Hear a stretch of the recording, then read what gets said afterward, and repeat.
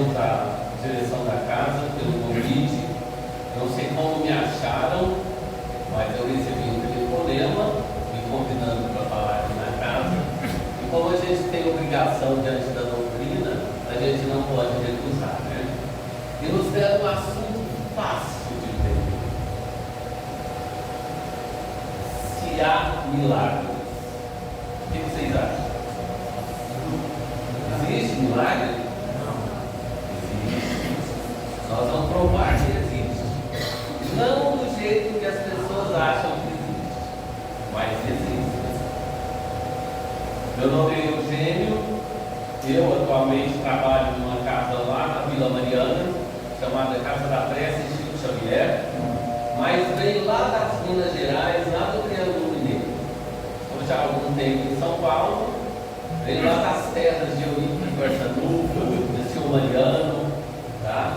E a gente então tem compromisso com a doutrina, e por isso a gente não pode deixar de levar os ensinamentos que a gente tenha aprendido, porque todos nós somos aprendizes do Evangelho de Jesus, e por isso a gente precisa levar esses ensinamentos que a gente aprendeu. E nós vamos falar hoje então desse tema que às vezes as pessoas questionam: será que existe milagre? Aí nós vamos buscar lá na acepção etimológica. O que é a acepção etimológica? É no sentido da origem das palavras. O que é o termo milagre? Ele vem de algo admirável, ou mirare, que significa admirável, ou coisa extraordinária, surpreendente. E também é designada como uma palavra definida como um ato do poder divino contrário às leis conhecidas da natureza. Então é mais ou menos isso que nós temos de conhecimento do que é milagre. Na acepção usual, ele criou um outro significado, não tem mais esse significado primitivo, mesmo porque nós, conhecendo as leis da natureza, vamos compreendendo o que significa milagre. Já no sentido teológico ou religioso, né, é um feito sobrenatural, extraordinário, no sentido que derroga as leis da natureza. Então nós temos que desmistificar esse sentido de milagre, algo que contraria as leis naturais. Nós sabemos que Deus é perfeito, com todas as suas qualidades, com todos os seus atributos, portanto, Ele não iria derrogar as próprias leis que Ele criou. O problema nosso é que muitas vezes nós imaginamos Deus à nossa semelhança, às nossas imperfeições. Então nós pegamos e colocamos Deus num determinado pedestal e achamos que Ele é mutável tal qual nós somos. Amanhã eu já não gosto mais daquela obra, eu vou modificá-la. E Deus não é assim. Deus é perfeito, as suas leis são perfeitas e imutáveis. Porque se não fosse assim, Ele não seria Deus. Então o milagre na acepção religiosa, vindo lá do passado, é essa questão de que ele é contrário às leis da natureza. E um outro caractere do milagre é ser inexplicável. Porque para as pessoas leigas que desconhecem as leis naturais, os fatos que ocorreram lá ao tempo de Jesus, eles são inexplicáveis. Muitos deles são inexplicáveis. Portanto, considerado milagre. E nós vamos então, outro caractere também do milagre, do dito milagre, é ser insólito, isolado e excepcional. E o que nós vamos tentar hoje é desmistificar essa questão e mostrar que tudo que ocorreu com Jesus e o que ocorre hoje dentro das casas espíritas, através atividades que para a medicina material ainda não tem solução, mas para a medicina espiritual tem, nós vamos entender como é que funciona tudo isso. Vamos tentar usar o nosso tempo que a gente tem hoje para entender isso. Então, a primeira coisa que a gente precisa falar são das leis e das forças da natureza. Que existe um fluido, um determinado fluido etéreo, leve, diferenciável, que nós não temos um conhecimento muito claro ainda, que preenche por todo o espaço e todos os corpos que existem na natureza. Esse fluido, que é o éter, ele é da matéria cósmica universal. Nós vamos tentar entender cada uma dessas energias.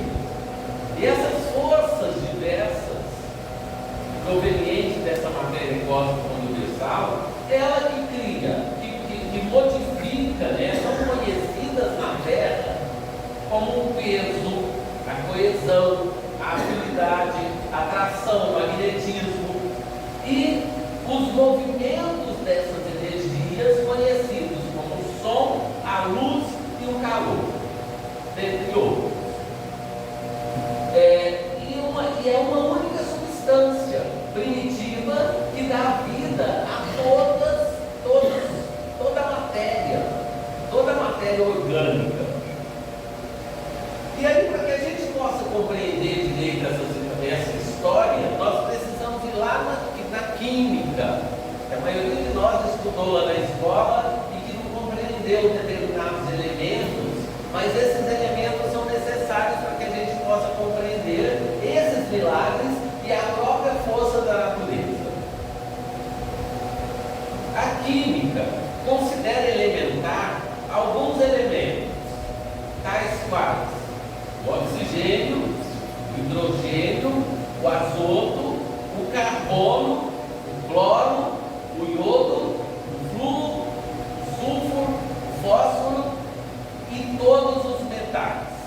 Para quem está estudando atualmente, sabe até o símbolo desses elementos, né? E essas combinações desses elementos é que formam os outros. Esses são os elementos primitivos que existem na natureza. Mas a combinação desses elementos formam tantos outros. A combinação de dois corpos ou mais, desses elementos formam outros que não são conhecidos e extremamente necessários para a formação do nosso corpo, para a formação da orgânica do planeta Terra, para a formação da água, por exemplo, que é tão necessária e que compõe o nosso próprio corpo material. E esses elementos, eles só se transformam ou se modificam dependendo do calor, ou da secura, ou da eletricidade. Sempre tem que haver um meio para que esses elementos se transformem e se modifiquem. Se nós pegarmos, por exemplo, duas moléculas de hidrogênio e juntarmos com uma molécula de oxigênio, o que dá? Água, H2O, que é a água, tão necessária para o ser humano. A água não é um elemento primitivo, é a composição de dois elementos primitivos.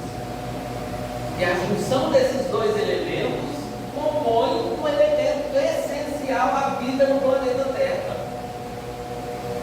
Se nós dissociarmos esses elementos, o que acontece? Porque a água ela pode ocorrer em três estados: o líquido, o sólido e o vapor.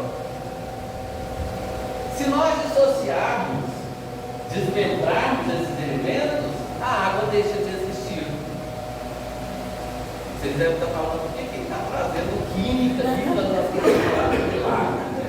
Mas daqui a pouco vocês vão entender por que a gente vai estar falando de química para a gente falar dos milagres. Então a água decomposta, ela fica, os elementos ficam livres e a água deixa de existir. A formação da água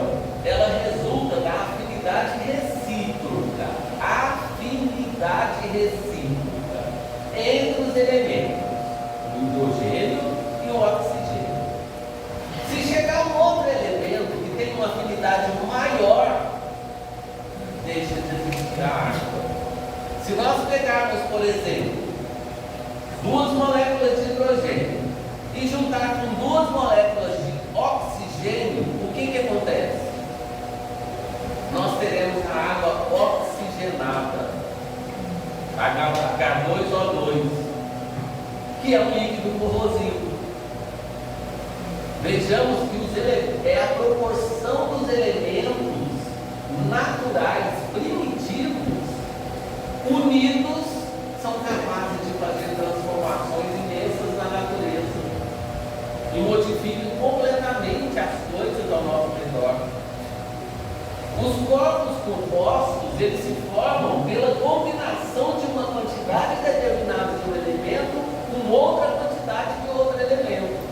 Quando dissocia esses elementos, eles voltam a ser os elementos primitivos, que existem imensamente na natureza. Então, se duas partes de hidrogênio, nós combinarmos duas partes de hidrogênio com duas de hidrogênio, de oxigênio, nós temos lá água oxigenada, que é um líquido corrosivo diferente da água pura, que a gente usa todos os dias, em todos os momentos. Outros elementos combinados, só para a gente entender melhor essa questão, o oxigênio, por exemplo, combinado com o carbono, com o sulfuro ou com o fósforo, formam os ácidos carbônico, o ácido sulfúrico e o ácido fosfórico. É a combinação de elementos separados, isolados, primitivos. Quando se combina esses elementos, eles criam novos elementos.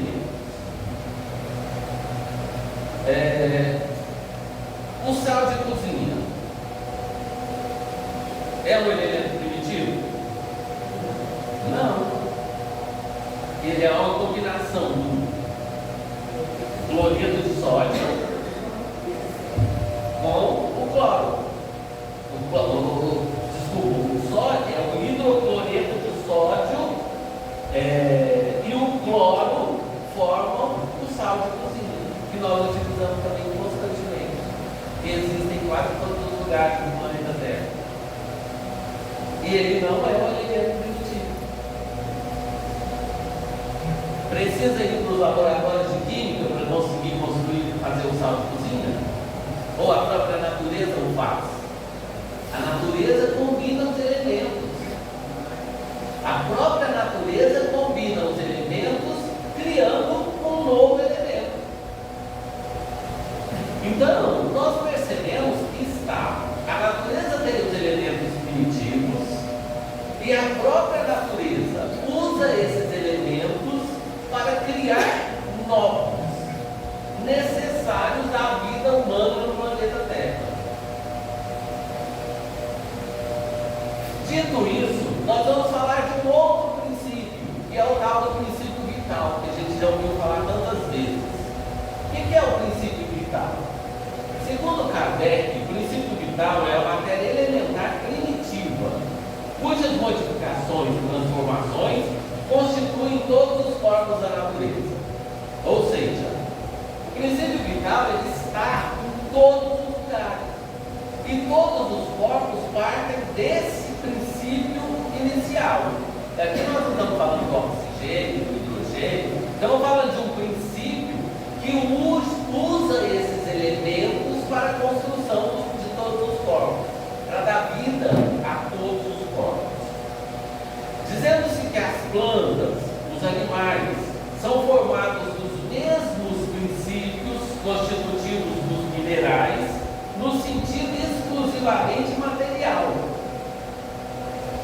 Por quê?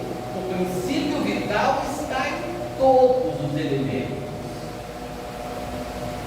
mas ele dá vida a todos os elementos.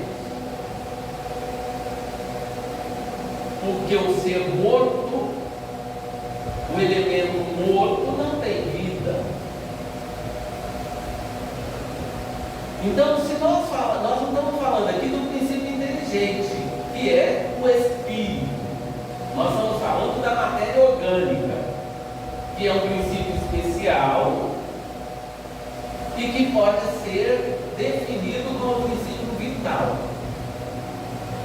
Esse princípio, ele está ativo no ser vivo e morto, e não existe, né? Ou apagado no ser morto. E a química já modificou todos os elementos, mas até hoje não conseguiu dar vida a um ser morto. Pega uma folha morta e leva ela para o laboratório e veja se os químicos vão conseguir dar vida a ela. Não vão, porque nela não existe o princípio vital. Não existe a energia viva. Vamos guardando todas essas informações para a gente entender o que é o milagre daqui a pouco. O princípio vital é uma das modificações do fluido cósmico universal. O princípio vital é o que nos dá, é o que movimenta, que dá vida aos seres. E o que é esse tal desse fluido cósmico universal? Segundo Kardec também, Leon Denis, aqueles estudiosos do tempo de Kardec, esse fluido cósmico universal é a matéria originária de todo o universo, o fluido que dá vida ao universo e a todos os seres. Ele envolve e penetra todos os organismos, que é esse fluido cósmico universal. Esse fluido é que deu origem a todo o universo. Mas a gente não dá para estender o nosso pensamento para ir através do universo para saber o que tem lá, se a gente não conhece nem o que tem aqui na matéria.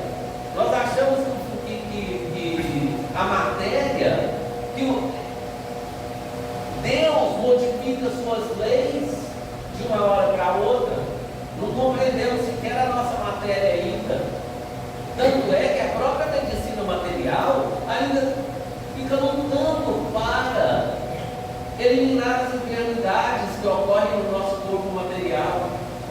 Por quê? Ainda não chegou no nível capaz de fazer as transformações nas moléculas, ou nos átomos, ou no físico material, para eliminar as enfermidades. Mas por que o homem não conseguiu fazer isso ainda? Porque nós estamos num planeta de expiação e provas, e ainda precisamos passar pela dor, precisamos passar pelo sofrimento. E muitas vezes esse sofrimento, nós só enxergamos o sofrimento quando nós sentimos ele no nosso corpo físico.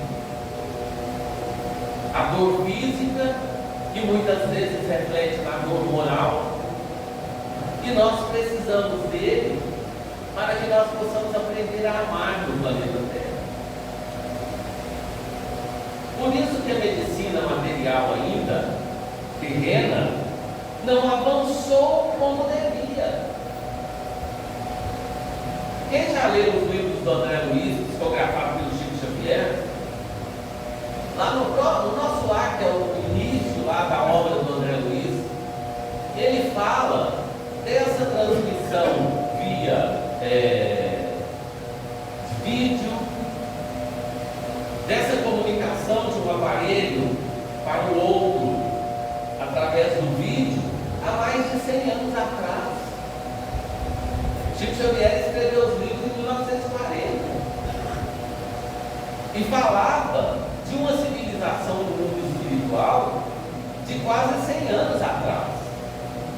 E nós estamos tendo isso agora no planeta Terra. Então vejamos quantos anos nós estamos atrasados ao mundo espiritual.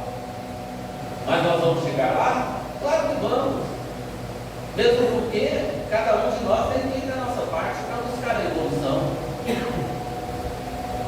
Então nós estamos no planeta, em todos os lugares do universo, envolvidos por esse fluido, que é o fluido cósmico universal, que dá vida e existência a todos os seres. E o princípio vital é o que dá vida orgânica à matéria. E como nós estamos no planeta Terra, nós vamos falar mais diretamente a vida orgânica no planeta Terra.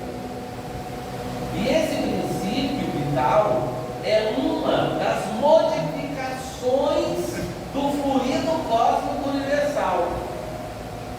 E é o princípio princípio da vida. O princípio da vida no planeta Terra. E ele existe, e nós temos todo dia os seus efeitos. Nós conhecemos todo dia os seus efeitos. Porque é esse princípio vital que forma os seres orgânicos. Todos nós, todos os seres orgânicos. E um ser orgânico, enquanto ele tiver um mínimo de princípio vital, de vida, ele é capaz de sofrer as transformações. Se ele não tiver mais vida, como nós dissemos, uma folha morta, a química não consegue reviver de forma alguma. Eles podem fazer o que for que não vai conseguir revivê-la, porque ela não tem o princípio essencial para voltar à vida.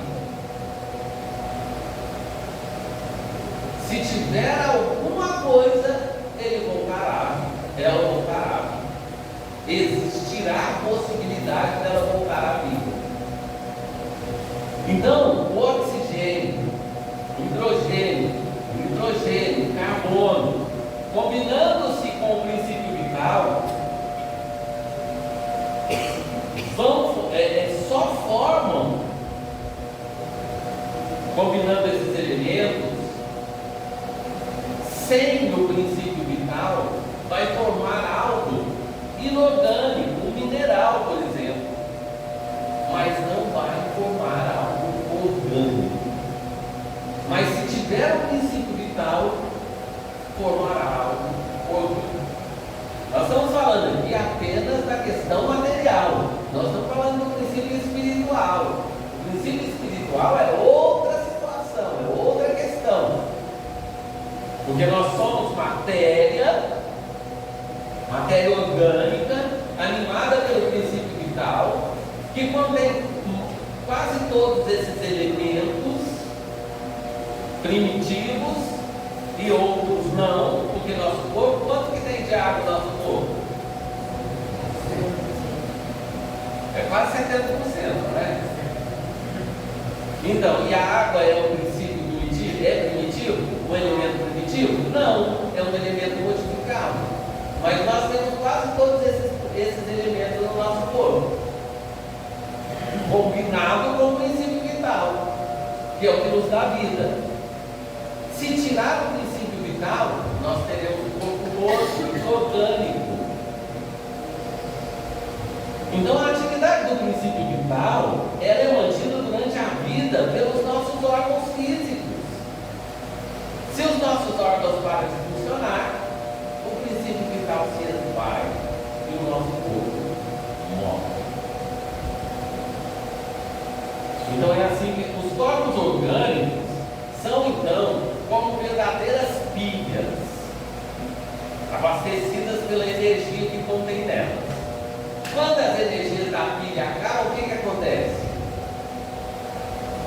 Os aparelhos dependentes dela não funcionam mais, porque acaba o princípio vital, a vida da pilha acaba.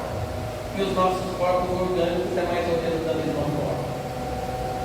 Quando se esvai o princípio vital, a vida orgânica deixa de existir. O princípio espiritual é outro nível.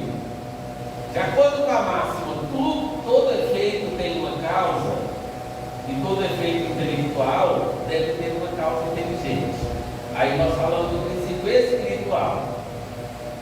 Ninguém tem a ideia de atribuir o pensamento a um corpo de um homem morto, a um corpo morto. Ele não tem pensamento, mas o vivo tem. Por quê? Porque o vivo está conectado com o princípio espiritual, que é o seu espírito. Também criado, também contido nesse fluido cósmico universal que a gente falou.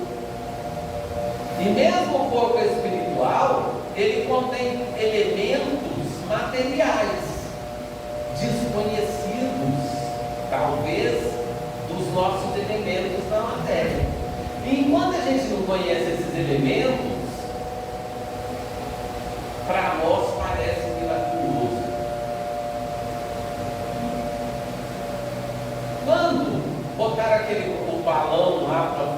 no ar há um tempo, séculos atrás, quem diria que era possível um objeto daquele tamanho ficar suspenso no ar com um gás que colocaram nele? Mas depois que compreenderam que aquele gás era mais leve que o ar, as pessoas compreenderam então que não havia nada de miraculoso naquilo, que era normal, que era possível. Então o que a gente precisa compreender é que esses princípios, que esses elementos existem na natureza. O princípio espiritual, ele é muito conexo com a existência de Deus, porque Deus tem todos os seus atributos. Deus não teria razão de existir se não existisse o ser humano, o espírito humano, porque ele é o ser perfeito da criação divina. Muitas vezes nós desconhecemos Deus, mas Deus não nos desconhece. Nós não vamos entrar em detalhes do princípio espiritual, que vai tomar muito nosso tempo e que é tudo. Então, os caracteres dos milagres, a ciência, se nós formos analisar, de acordo com o que nós compreendemos dos elementos, a ciência realiza todo dia milagres, porque ela mistura esses elementos e cria elementos novos. E a natureza então realiza muito mais, porque todas essas mudanças e essas transformações que existem na natureza é uma mistura desses elementos, ou uma conexão, uma dissociação desses elementos. Então, que o homem morto realmente seja retornado à vida por uma intervenção divina,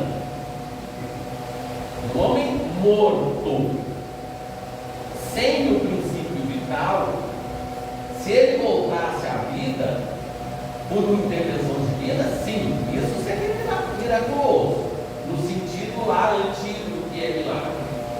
Mas se ele tiver uma proporção mínima de vida, não é miraculoso. E é isso que a gente precisa compreender. Se este homem tem apenas a aparência de morto, ele ainda tem vida.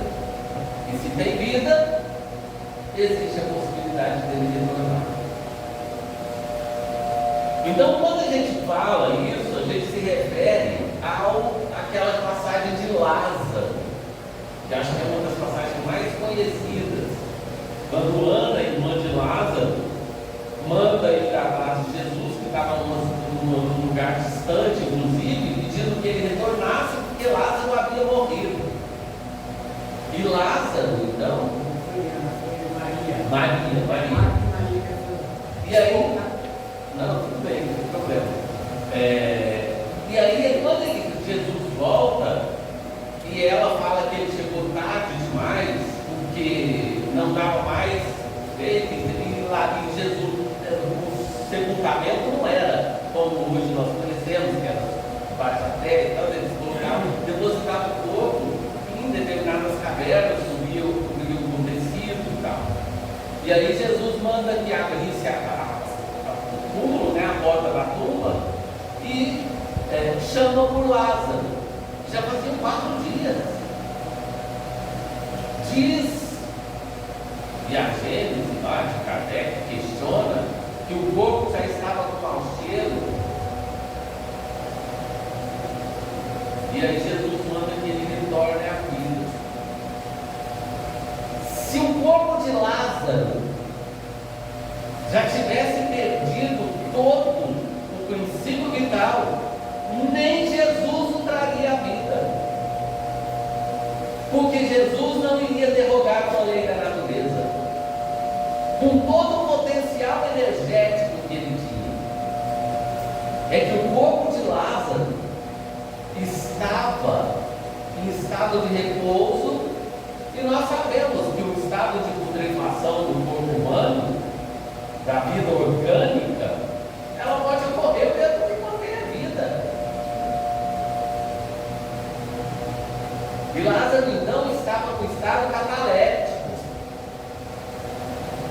Quando Jesus entrou, chamou, ele movimentou as energias materiais com seu potencial e com a sua capacidade energética e fez com que Lázaro voltasse à vida.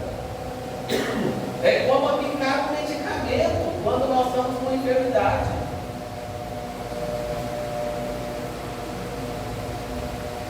E todos os outros milagres praticados por Jesus foram da mesma forma. Quando aquela mulher que tinha hemorragia tocou nas vestes de Jesus, ela tinha certeza de que seria curada, e Jesus então saiu de inquietude. Jesus sentiu sair dele energias capazes de curar aquela mulher. E aí quem me tocou? E Pedro, então, ou os outros apóstolos lá ao redor dele, dizia: Senhor, mas nós estamos no meio de uma multidão. E ele diz: mas saiu virtude de mim. Ou seja, ele sentiu que saiu dele energias de cura. E ele então, a mulher então, diante daquela situação, ela se apresenta para ele. E ele diz: a tua fé te curou. Por quê? Jesus não estava ali naquele momento predisposto a praticar a cura, mas ela queria receber e sabia que ele tinha as energias que eram capazes de movimentar as suas moléculas, os elementos constitutivos do seu corpo material, e que seria possível que ela fosse curada. E foi exatamente o que aconteceu. Quando aquele cego, o Bartimeu, chegou para Jesus e falou: Jesus, filho de Davi, Jesus, filho de Davi, e os apóstolos queriam afastá-lo, porque ele estava perturbando, que ficava gritando. Jesus mandou que o trouxessem e falou: o que queres de mim? Jesus não sabia. Ele era cego, estava gritando com ele ali naquele momento. Aí ele disse para Jesus: eu quero ver, Senhor, eu quero ver. Jesus então tocou e fez com que a sua visão voltasse. O que Jesus fez? Os seus olhos estavam mortos.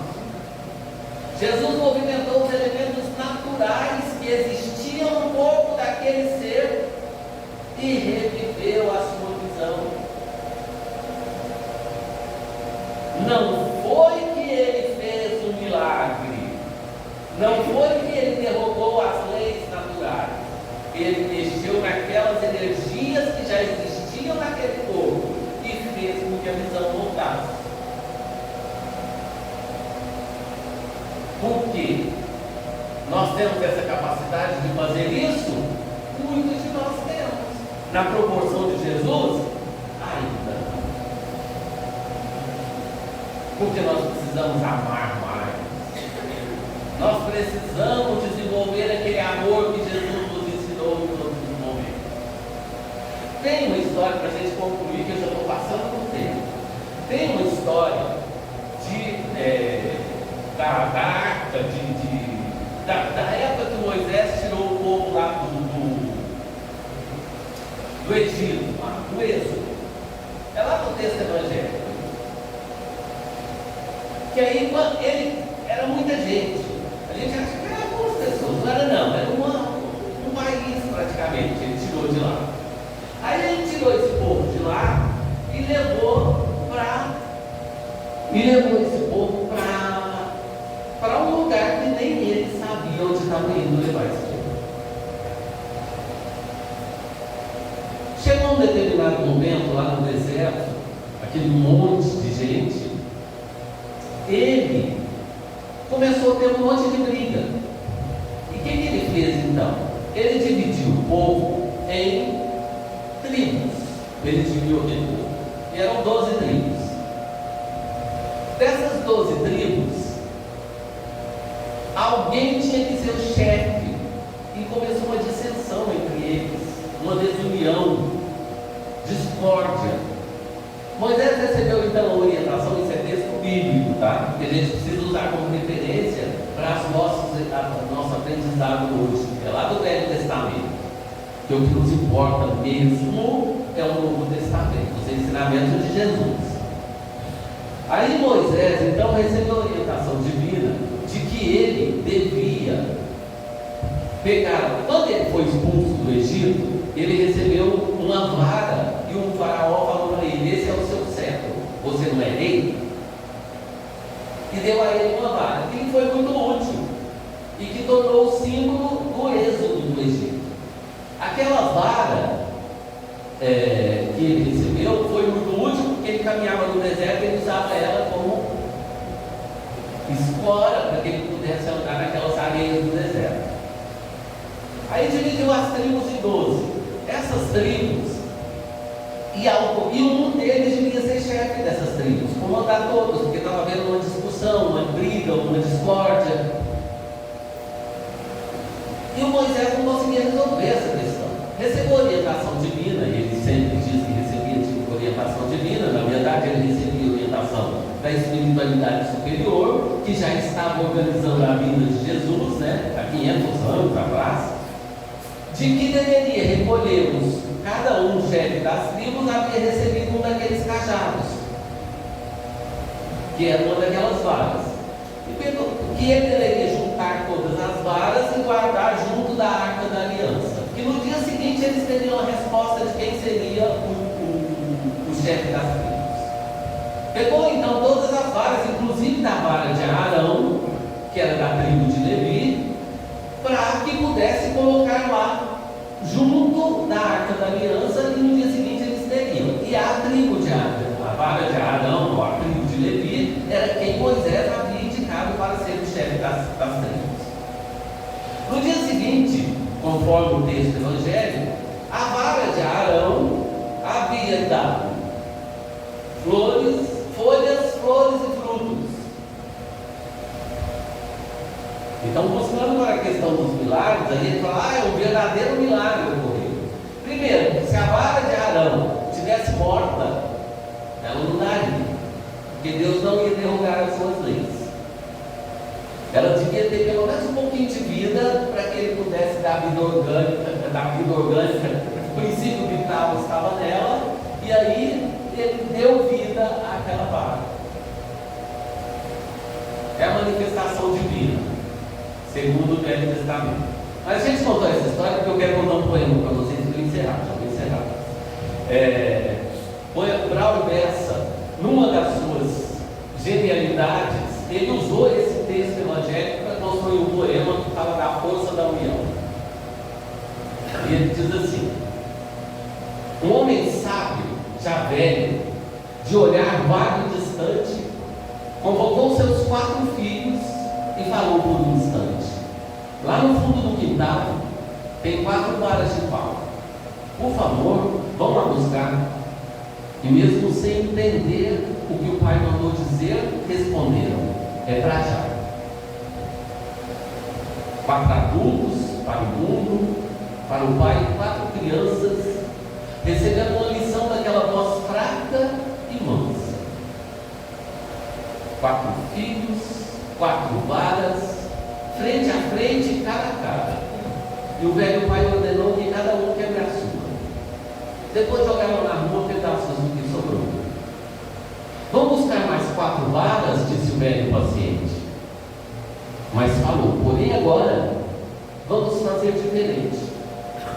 Juntou as varas na mão, amarrou com um cordão e disse: podem quebrar. Fizeram força, gemeram, mas logo compreenderam que não ia adiantar.